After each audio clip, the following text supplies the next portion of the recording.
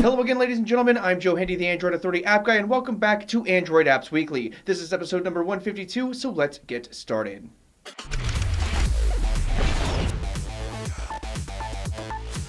Alright, folks, let's take a look at the headlines from the last week. SwiftKey had a bit of a problem this last week. There was a data leak in their servers, and this caused people to have words, emails, and phrases that were recommended to them that they didn't actually recognize. Typically, it was a strange email address or words in a foreign language. Because of this, SwiftKey has stopped their cloud syncing service until they can get it all straightened out. A report earlier this week indicated that there were around 200 million Yahoo accounts that were up for sale. A hacker named Peace of Mind put up the accounts in their store on the dark web, and they are asking for 3 Bitcoins or just under $2,000 for the entire collection. According to Motherboard, some of the accounts are active and some of them are disabled or inactive. Either way, if you still have an active Yahoo account, you should probably change your password like right now. Cheetah Mobile has just finished up a deal where it purchased News Republic for $57 million. News Republic, for those who don't know, is an HTC Blinkfeed partner, and they also have a really good news app. This comes in the wake of a number of other moves, such as the release of Badland 2. Tons of people use Cheetah Mobile apps, but the company's reputation is less than stellar, and that makes us wonder what they have in store for News Republic. Google Play is having a massive game sale this week. Final Fantasy VI, Oddworld, Stranger's Wrath, and Munch's Odyssey, Minecraft Story Mode, Lara Croft Go, and many others are up for grabs. Each game is on sale for a varying amount, with savings occasionally reaching over 50%. Most of these are really good games that are definitely worth checking out. Google's new Nexus launcher leaked this last week, and the APK has been floating around for everyone to try out. It does things a little differently, like getting rid of the app drawer icon in favor of a much more minimal arrow, and you can quickly access Google Now with a new Google Tab widget. It is coming with its fair share of bugs, but it's mostly because it's meant to be installed as a system application. You can check it out, but don't be surprised if some of the features don't work.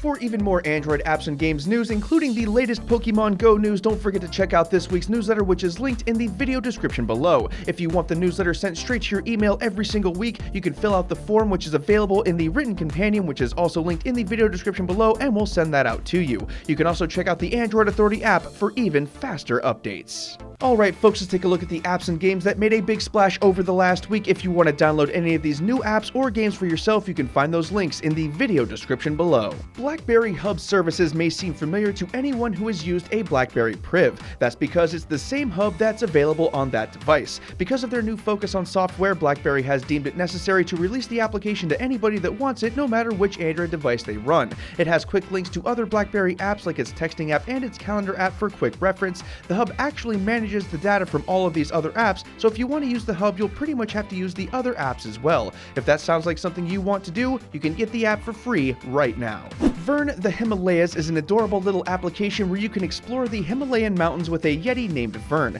Basically, this is a 3D Google Maps view of the mountains with some added elements superimposed on top to provide additional info. You'll explore the mountains, and the application will talk to you about certain points and why they're significant. You can hang glide, go sledding, and explore the mountains in various other ways. It's a fun little experience, and you could learn a thing or two as well. Mobius Final Fantasy was released this week, and it's something a little bit different from the long-running franchise. You'll be playing as a guy who has lost his memory, and you'll enlist the help of friends to help you find it. It features better graphics and mechanics than we're used to seeing in freemium games, and the grandeur in-game cutscenes are a lot of fun to watch. Aside from that, this is a combat-based game with a card-collecting mechanic as well as a job system. It's worth a shot, especially if you're a fan of the series. Dropbox Paper is the latest application out of the cloud storage company. It is a note-taking app that seems to live somewhere between Google Keep and Google Drive when it comes to functionality. Users will be able to create notes and documents, comment on those documents, and then of course reply to those comments. People can invite others to the app to collaborate on documents as well. The application is in beta, which means there are some bugs here and there, and it's far from complete. Still, it's free if you want to try it out. The Olympic Games in Rio are in full swing, and you may want to keep up on what's going on. NBC is covering the event, and their official application for the Olympics is now out. Unfortunately, the application could be better, and it is suffering from some long load times and an inconsistent interface. However, it is the best application to find this information in a centralized area. Realistically, any good sports app should have decent coverage as well, just in case you want another option. That said, if you want something that is specifically for the Olympics, this is a decent app to try. And that about does it for this one. one, folks. If you want to keep watching, we have the Nexus Launcher hands-on linked up there on the screen and in the video description below for you folks on mobile. Don't forget to subscribe to the newsletter and keep it tuned to Android Authority because we are your source for all things Android. Thanks again for watching, everybody, and have a wonderful day.